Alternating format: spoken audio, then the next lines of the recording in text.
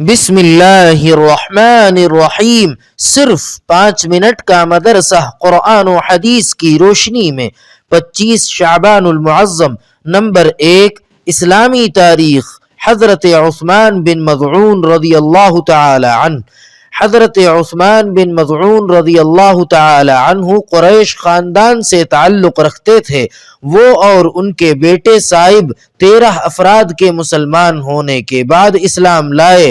پہلی ہجرت حبشہ میں 12 مرد اور 4 عورتوں کے قافلے کے آپ ہی امیر تھے۔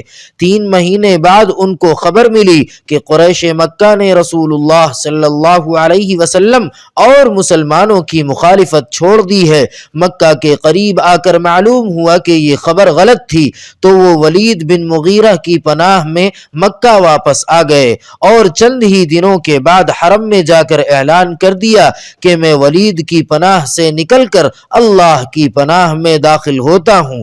پھر دوسری مرتبہ 83 مرد اور 20 خواتین کے ساتھ حبشہ کی طرف ہجرت کرنے والے قافلے کے امیر بھی آپ ہی تھے۔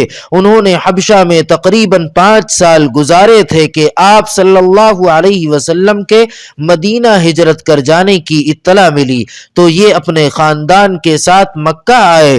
پھر چند دن بعد مدینہ طیبہ ہجرت کر گئے اور وہاں عبداللہ بن صلحہ عجلان کے مکان پر ٹھہرے۔ رسول اللہ صلی اللہ علیہ وسلم نے ابو الہیثم بن تیہان انصاری کو آپ کا دینی بھائی بنایا۔ انہوں نے جنگ بدر میں شرکت فرمائی تو واپس آ کر بیمار ہو گئے اور سن 2 ہجری میں مدینہ طیبہ میں وفات پائی۔ آپ صلی اللہ علیہ وسلم نے ان کی پیشانی کو بوسہ دے کر فرمایا، تم دنیا سے اس طرح رخصت ہوئے کہ تمہارا دامن ذرہ برابر اس سے میلا نہیں ہوا۔ جنت البقیع میں دفن ہونے والے یہ پہلے صحابی رضی اللہ تعالی عنہ ہیں۔ نمبر 2، اللہ تعالی کی قدرت۔ چاند اللہ کی نشانی ہے۔ اللہ تعالی نے اپنی قدرت سے چاند بنایا اور اسے ایک نظام سے جوڑ دیا کہ اسی حساب سے وہ نکلتا اور ڈوبتا ہے۔ کبھی باریک ہوتا ہے، کبھی موٹا ہوتا ہے، کبھی پورا گول ہو جاتا ہے اور ہر مہینے کے شروع میں پچھم کی جانب آسمان میں نکلتا ہے اور ہزاروں لاکھوں سالوں سے وہ اسی نظام سے نکلتا اور ڈوبتا ہے۔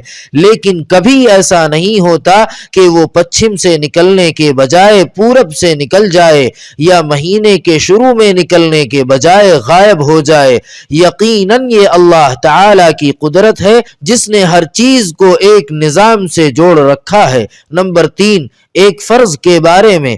حج کن لوگوں پر فرض ہے؟ قرآن کریم میں اللہ تعالی فرماتا ہے، اللہ تعالی کے واسطے ان لوگوں کے ذمے بیت اللہ کا حج کرنا فرض ہے جو وہاں تک پہنچنے کی طاقت رکھتے ہوں۔ نمبر 4، ایک سنت کے بارے میں۔ 4 چیزیں انبیاء کرام علیہم السلام کی سنت ہے۔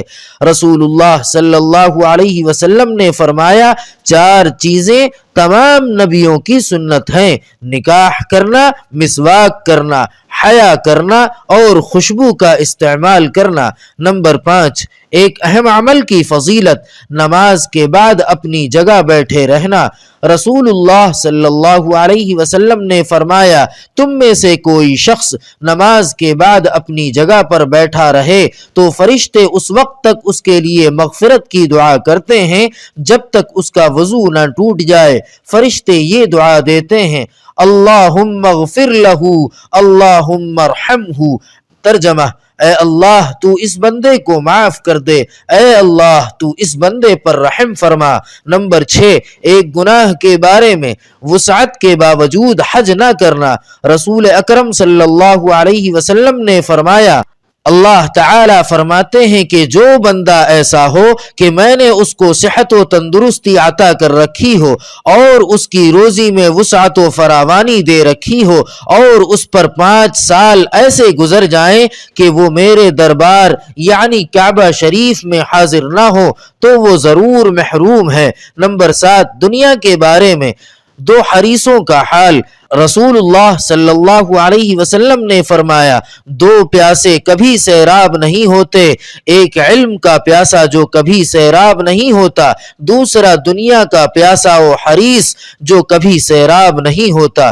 نمبر 8، آخرت کے بارے میں جنت کی وسعت۔ قرآن کریم میں اللہ تعالی فرماتا ہے، تم اپنے رب کی مغفرت اور ایسی جنت کی طرف دوڑو جس کی لمبائی اور چوڑائی آسمان و زمین کی وسعت کے برابر ہے۔ جنت ان لوگوں کے لیے تیار کی گئی ہے جو اللہ اور اس کے رسولوں پر ایمان رکھتے ہیں، اور یہ مغفرت و جنت اللہ تعالی کا فضل ہے۔ وہ جس کو چاہتا ہے اپنا فضل عطا فرماتا ہے، اور اللہ تعالی بڑے فضل والا ہے۔ نمبر 9، طب نبوی سے علاج، ایک حفاظتی تدبیر۔ رسول اللہ صلی اللہ علیہ وسلم نے منہ کے بل لیٹ کر کھانا کھانے سے منع فرمایا۔ فائدہ، اس طرح کھانے سے معدے میں کھانا بڑی تکلیف سے پہنچتا ہے اور ہضم ہونے میں بھی تکلیف ہوتی ہے۔ نمبر 10، قرآن پاک کی نصیحت۔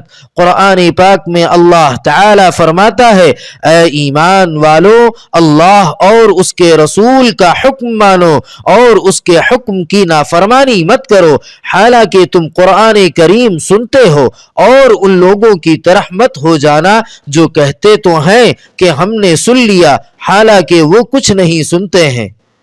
سبحان ربک رب العزت عما یصفون وسلام علی المرسلین والحمد للہ رب العالمین۔